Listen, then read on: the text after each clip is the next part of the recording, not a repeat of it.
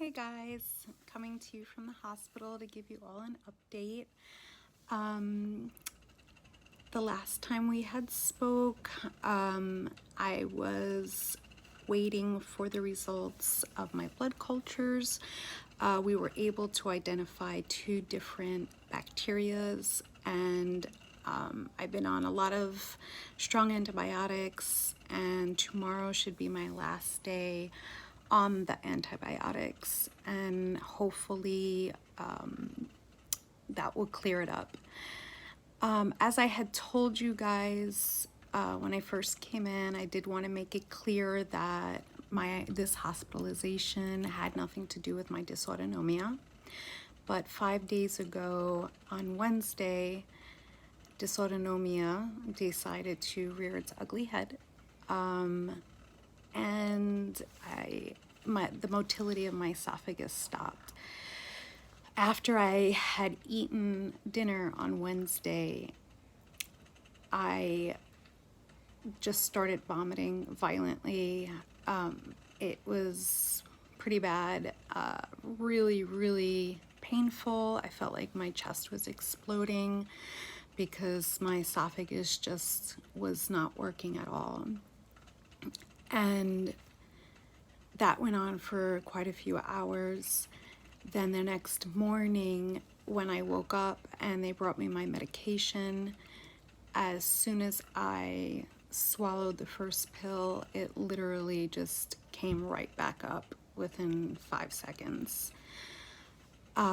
So I've been unable to keep anything down, including liquids, for 5 days.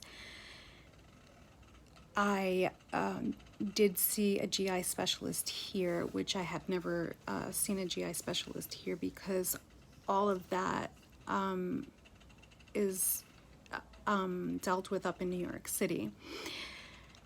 Excuse my seeming confused and the way I'm speaking from not eating in 5 days and having really bad brain fog from my episode. I apologize in advance for the way I'm talking. But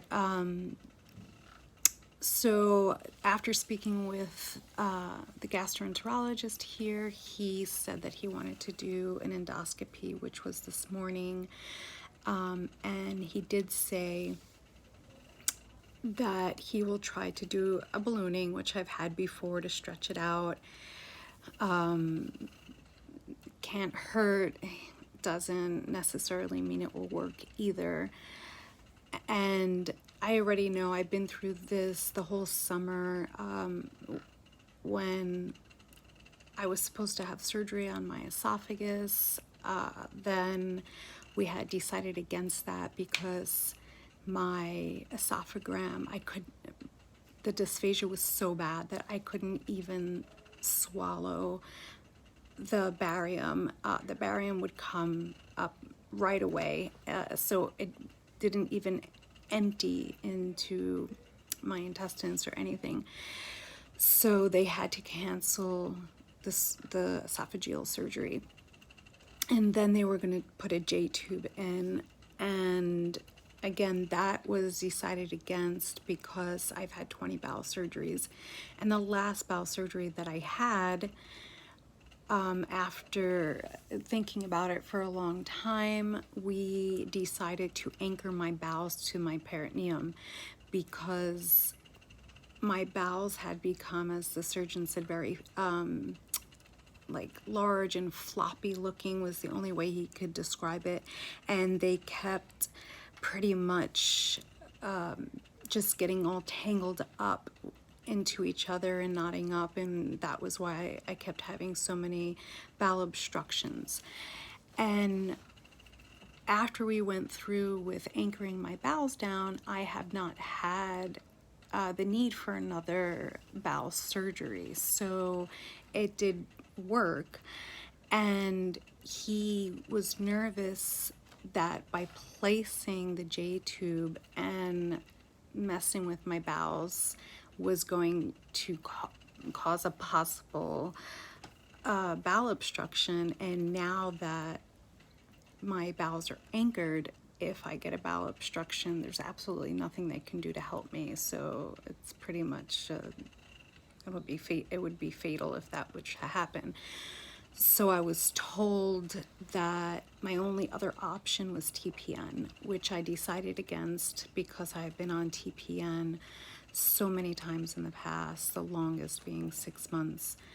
And because of the way our system works, we can be in a really bad episode with dysmotility for a few days and then our motility starting up again.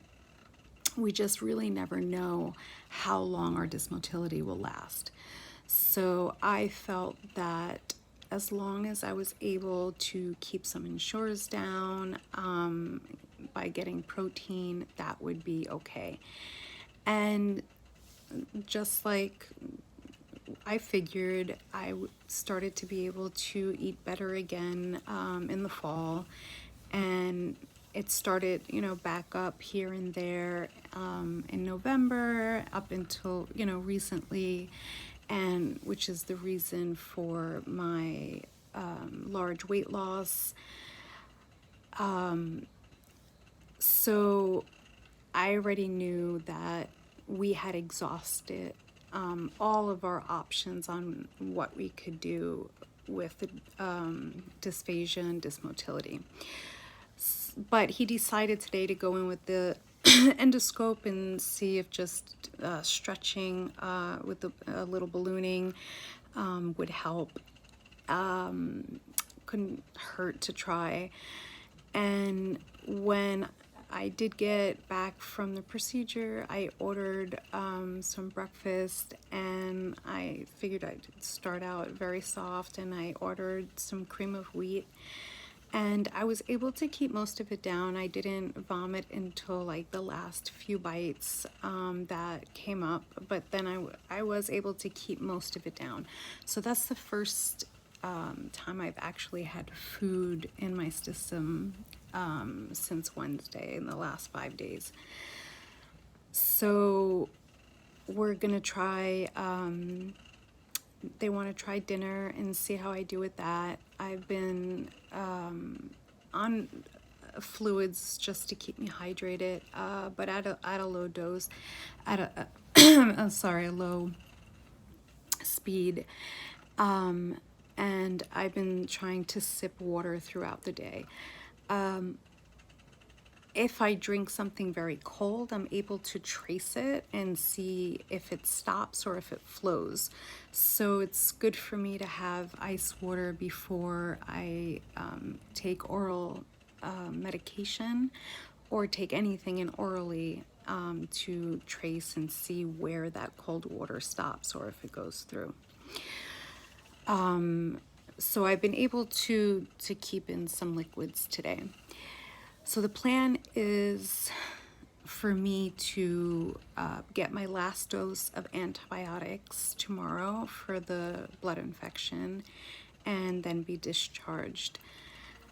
And they'll do another blood culture and see if there's any growth, and hopefully there's not, and then I can just move on and not have to do anything more for the blood infections. If there is a growth, then I'll probably have to do another round of antibiotics.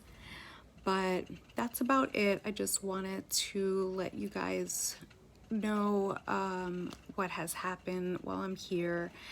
Unfortunately, like every other admission that I've ever had, even if it has nothing to do with dysautonomia does decide to make an appearance somehow.